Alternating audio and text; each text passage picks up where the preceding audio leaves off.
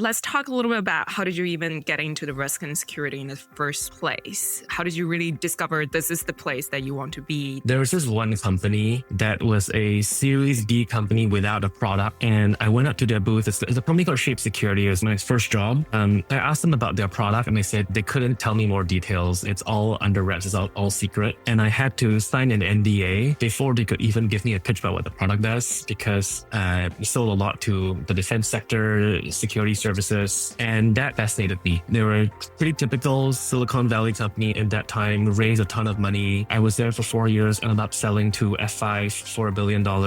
Pretty interesting, broad credential stuffing protection company. Through that journey, I was so fascinated by the attacker journey. And there are a lot of real problems with interactions with attackers that we face there. So that company was solving credential stuffing problems, which is the thing that attackers would buy a bunch of credentials on the dark net, and then they would use these credentials to test them against different services and products and online platforms. And a lot of them would work because people would use the same username and password across all these different services. And so this was causing a ton of breaches to accounts. So if, let's say, LinkedIn gets breached, then people would buy these credentials off the dark web for pennies on the dollar, and they would use them on Bank of America and American Airlines and steal miles and steal your Starbucks gift card dollars. And all this was happening in really interesting ways. Then we would go into real-time battles with actual attackers that have teams of people that will be trying to automate the stuffing of credentials into, let's say, American Airlines website. We would deploy some defense, and then they would change their attacking tools to get around these defenses. And you could see that happening in real time. And sometimes they would even leave messages in different languages in the request body for us. And it was a fascinating thing. And